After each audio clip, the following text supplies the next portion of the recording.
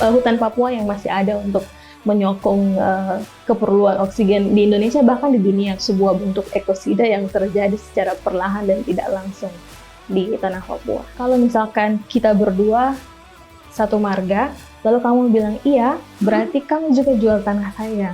Pemerintah atau perusahaan akan menyediakan membawa orang-orang yang dengan senjata, clearkan lahan dari manusianya, lalu persiapkan tenaga kerjanya, baru perusahaan.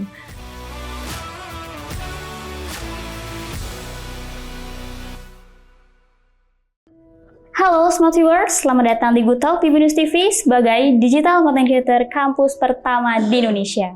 Sekarang kita lagi ada di kantor Pusaka Bentala Rakyat dan kita juga udah ditemenin nih sama Kak Deve. Halo Kak Deve, apa kabar Kak? Halo, kabar saya baik, terima kasih. Baik ya Kak. Kak Deve, di media sosial nih, sekarang kita lagi rame-ramenya dengan postingan All Eyes on Papua dan kasus penggusuran hutan di Bovendigul.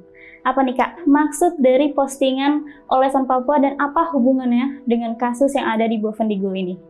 Oke, jadi sebenarnya gerakan All Eyes on Papua itu muncul dari solidaritas orang-orang secara internasional kepada gerakan All Eyes on Rafah. Kalau kita perhatikan, semuanya bermula dari situ. Jadi karena semakin orang sadar tentang apa yang terjadi di Palestina, sudah muncul lagi area-area konflik yang lain, misalnya All Eyes on Congo dan lain-lain. Akhirnya muncullah juga All Eyes on Papua. Jadi di saat yang bersamaan, saat lagi rame kasus suku Ayu dan suku Moai, suku Ayu dari Bovendigul dan suku Moai dari Sorong, yang sudah berlangsung di jalur hukum sejak tahun lalu. Tahun ini mereka datang ke Jakarta, kami mengadakan seruan aksi untuk bersama-sama datang ke Mahkamah Agung untuk meminta kepada hakim mempertimbangkan atau bisa melihat kasus mereka dengan objektif dan juga berdasarkan hukum yang ada di negara ini. Jadi momentumnya bersamaan sehingga ada seorang content creator yang memulai template All Eyes on Papua dengan sebuah penjelasan kecil di bagian pojok yang ada tertulis kalau All Eyes on Papua ini berujuk kepada kasus suku Ayu dan suku Moai mempertahankan hutan. Jadi ini semua timbul murni dari masyarakat sendiri, gerakan All Eyes on Papua, dan juga didukung dengan konten-konten, dengan advokasi-advokasi media sosial yang dilakukan organisasi masyarakat sipil. Akhirnya meluas sehingga kita bisa lihat dukungan terhadap template itu sendiri sudah sampai jutaan. Betul, jutaan sangat ramai. Ya, dan digunakan juga oleh artis-artis yang terkenal di Indonesia. Dan itu juga bisa terlihat dari jumlah petisi yang disebarkan misalnya. Jadi per hari ini sudah lebih dari 200.000 penanda tangan untuk mendukung apa yang diperjuangkan oleh masyarakat adat Ayu dan Moai di Mahkamah Agung sekarang. Tujuan dari gerakan ini sebenarnya yaitu untuk menggaungkan solidaritas, bahwa persoalan yang dilakukan oleh masyarakat adat Ayu dan Moai dalam melindungi hutan sebenarnya itu bukan hanya untuk mereka saja, dari deforestasi yang dilakukan oleh perusahaan untuk pembukaan lahan, bukan cuma untuk masyarakat adat yang hidup sehari-hari di sana, tapi juga buat kita secara nasional, karena kalau secara nasional hutan Papua sekarang sudah jadi hutan terakhir. Pulau-pulau lain sudah dibabat habis, sekarang hutan Papua yang masih ada untuk menyokong keperluan oksigen di Indonesia, bahkan di dunia, karena di dunia itu hutan Papua menjadi salah satu dari 3 selain Amazon Brazil dan Delta Kongo yang bisa menopang dunia dari krisis iklim sekarang. Jadi ini persoalan lokal tapi juga nasional dan luas secara global. Hutan Papua menjadi paru-paru dunia ya Kak? Ya, salah satu dari 3 kalau di dunia. Oke, baik. Nah Kak, apa sih nih Kak dampak dari penggusuran hutan di Bovendigul dengan masyarakat adat yang tinggal di sana nih Kak? Kalau kita lihat, jadi pembukaan lahan yang terjadi di sana itu kan, kalau kita kaitkan dengan kedua suku ini, suku Ayu dan suku Moai, perusahaan yang datang ke sana itu mereka buka lahan untuk perkebunan monokultur. Dalam hal ini adalah kelapa sawit. Jadi simpel saja, masyarakat adat itu hidup 100% bergantung dengan hutan. Di Indonesia ini, terutama di Papua, sistem pengelolaan masyarakat adat terhadap tanahnya itu berbeda-beda. Suku Ayu dan suku Moai meramu. Jadi kalau mereka perlu makan, perlu obat-obat, perlu infrastruktur, semua lari ke hutan. Jadi saat ada pembukaan lahan, artinya ruang hidup mereka hilang, sumber hidupnya habis. Dan ini juga bukan saja berakibat ke masyarakat adat sendiri, tapi endemiknya hilang, hewan-hewannya, tumbuhan-tumbuhan. Contoh kecil, pohon nibung. Salah satu saksi membawa pohon nibung ke pengadilan waktu itu di Jakarta, dan dia menjelaskan bagaimana fungsi pohon nibung ini bagi orang masyarakat adat Ayu. Sementara perusahaan ini membuka lahan itu di tempat-tempat pohon nibung. Bayangkan kalau seluruh pohon nibung dihancurkan dan dibangun sawit. Bagaimana hutan ini mau menyokong mereka lagi, kayak begitu. Jadi dampaknya seperti itu hanya baru dari pembukaan lahan. Belum lagi kalau mereka menanam kelapa sawit.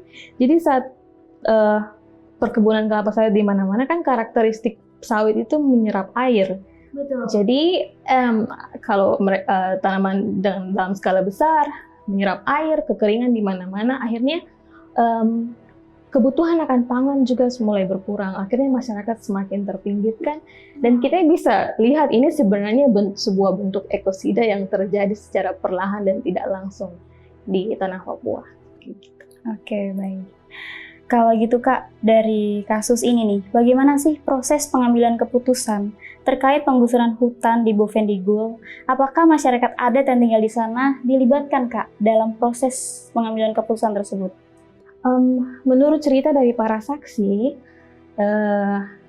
proses penyebaran informasi dilakukan. Kalau kita lihat Kakak Franky Wora, salah satu saksi yang kemarin datang ke Mahkamah Agung, menurut ceritanya, pertama kali perusahaan datang ke kampung, itu mereka kasih tahu, kami akan datang dan buka lahan, tapi pesan mereka kepada masyarakat di balai desa di salah satu kampung di Bovendigul adalah kalian hanya datang, duduk, diam, dan dengar. Jadi hanya sebatas memberitahu bahwa kami akan buka lahan, tapi mereka tidak bertanya apakah masyarakat setuju atau tidak. Padahal prinsip FPIC itu harusnya bekerja, bahwa masyarakat harus memberikan persetujuannya mereka dulu sebelum pembukaan itu terjadi. Nah, kenapa Kakak Franky bisa masuk mengambil jalur hukum? Itu karena ini juga. Jadi tanpa dia tahu, AMDAL-nya sudah keluar dan dia lihat ternyata wilayah marga dia masuk ke dalam AMDAL itu, padahal dia tidak setuju. Akhirnya melakukan perjalanan untuk mencari informasi, dan ternyata tanahnya dia diizinkan dipakai sama Dinas Penanaman Modal. Akhirnya dia menuntut surat yang dikeluarkan kepala dinas, makanya ini ranah administrasi, makanya sidangnya di PT UN. Jadi pemberian informasi iya, tetapi apakah mereka meminta masyarakat setuju atau tidak, itu tidak ada. Jadi kami juga berpikir, saya sendiri sih bertanya-tanya, apakah karena perusahaan menganggap masyarakat adat di sana tidak produktif dengan lahannya dan tidak punya kapasitas kah, jadikan mereka begitu saja langsung tanpa minta izin. Baik Kak, kalau gitu nih Kak, sebenarnya masyarakat adat ini memiliki hak-hak apa sih Kak terhadap wilayah mereka Bovendigul itu, dan langkah apa nih Kak yang dapat diambil untuk terus memperjuangkan hak-hak masyarakat adat di sana? Secara umum hak untuk hidup, secara umum hak untuk hidup, hak asasi manusia untuk mengelola. Tapi kalau kita lihat misalnya ILO 169, undang-undang secara internasional yang memastikan bahwa masyarakat adat itu sebenarnya punya kedaulatan penuh terhadap wilayahnya. Hanya saja memang pemerintah Indonesia tidak meratifikasi ILO 169 itu, jadi tidak berlaku dan tidak dipertimbangkan juga. Lalu kita pindah ke UNDRIP misalnya, undang-undang terkait dengan masyarakat adat. Di situ menjamin bahwa masyarakat adat punya hak untuk mengelola alamnya, mengelola kebudayaannya, memastikan supaya adat dan budayanya dipraktikkan dan diberikan turun-temurun secara antar generasi. Jadi ada hak-hak itu sebenarnya. yang kalau kita lihat hanya dari membuka lahan yang menghancurkan ruang hidupnya saja, mereka kehilangan semua itu. Belum lagi hak pangan, kita kalau bicara hak, banyak sekali hak yang tergugat sebenarnya. Dan langkah apa yang bisa dilakukan sesuai dengan tuntutan dari masyarakat adat sebenarnya jelas. Kami minta untuk cabut izin yang berlaku di kedua tanah ini, di tanah suku Awi maupun tanah suku Moi. Baik, Kak. Kak, kalau tadi Kakak bilang kalau sebenarnya mereka diundang nih, tapi tidak diberikan pilihan mau iya atau tidak. Itu tuh sebenarnya yang dipanggil itu hanya orang-orang penting dari wilayah tersebut atau memang suku adatnya nih, Kak? Jadi kalau kejadian dengan PT IAL ini semuanya dipanggil karena lokasinya mereka panggil beberapa orang dari kampung-kampung tertentu untuk datang, lalu mereka kasih tahu informasi. Tapi sebenarnya ini sesuatu yang kompleks karena persoalan pengelolaan tanah di suku Awi ini dikelola oleh marga. Jadi secara komunal, tidak ada kepemilikan individu. Jadi kalau misalkan kita berdua satu marga, lalu kamu bilang iya, berarti kamu juga jual tanah saya tanpa cari makan saya, seperti itu. Jadi waktu itu memang mereka panggil pemimpin-pemimpin marga di situ dan memberikan informasi seperti itu. Tapi ada situasi-situasi yang sebenarnya jadi faktor kenapa beberapa marga akhirnya mengizinkan karena ada tekanan-tekanan dari pihak perusahaan. Selain tekanan-tekanan, ada juga suap dengan uang yang mereka sebut dengan tali asih. Itu istilah lokalnya uang permisi. Jadi perusahaan akan kasih uang, terus akhirnya beberapa marga setuju. Tapi ada juga konflik-konflik yang diciptakan oleh perusahaan antara keluarga ini. Misalnya kamu sudah setuju dan saya tidak setuju, berkelahilah kita. Selama kita berkelahi, mereka buka lahan kita, seperti itu. Wah, tadi Kakak sempat bilang nih, ada tekanan. Tekanan seperti apa nih, Kak, yang Kakak maksud? Kalau menurut cerita para saksi, jadi perusahaan itu tidak hadir begitu saja, tapi juga ada kekuatan-kekuatan yang lain. Maksudnya ada di beberapa kasus perusahaan mempekerjakan masyarakat sendiri untuk jadi security-nya mereka, tapi di beberapa kasus yang lain juga memang ada kekuatan dengan senjata yang buat masyarakat tidak punya pilihan. Dan sebenarnya itu hal yang umum kalau kita bicara tentang industri ekstraktivis di mana saja. Karena biasanya begitu, kalau sebelum perusahaan datang, biasanya pemerintah atau perusahaan akan menyediakan membawa orang-orang yang dengan senjata, clearkan lahan dari manusianya, lalu persiapkan tenaga kerjanya, baru perusahaan. Dan itu hal yang biasanya terjadi di dalam industri. Sudah biasa terjadi. Umumnya seperti itu. Dan itu mengacak karena di Papua sejak tahun 98, waktu itu mantan Presiden Soeharto mengizinkan investasi masuk, itu juga prosesnya seperti itu. Jadi ini perjuangan berdarah-darah sebenarnya. Kita harus tetap semangat nih, Kak, memperjuangkan hak-hak kita berarti ya, Kak, ya. Nih, Kak, aku ada pertanyaan nih. Apabila nih gugatan yang udah kita ke Mahkamah Agung nih, gugatan suku Awi dan suku Moi yang sudah di tahap kasasi di Mahkamah Agung gagal, langkah apa nih, Kak, yang dapat kita ambil untuk memperjuangkan hak-hak mereka, hak kita? Yang menyenangkan, saya mau bilang menyenangkan, tapi yang membuat gerakan All Eyes on Papua ini menakjubkan adalah ini membuktikan bahwa people power itu sangat bekerja dan penting. Betul. Kita mulai melihat sebenarnya bahwa sudah mulai ada beberapa orang pemerintah yang tergerak. Misalnya ada pernyataan-pernyataan dari pihak-pihak kepolisian misalnya di Merauke yang bilang, oh kami akan kawal kasus ini, atau misalnya ada pemerintah yang tiba-tiba bahas tentang suku Ayu di mana-mana.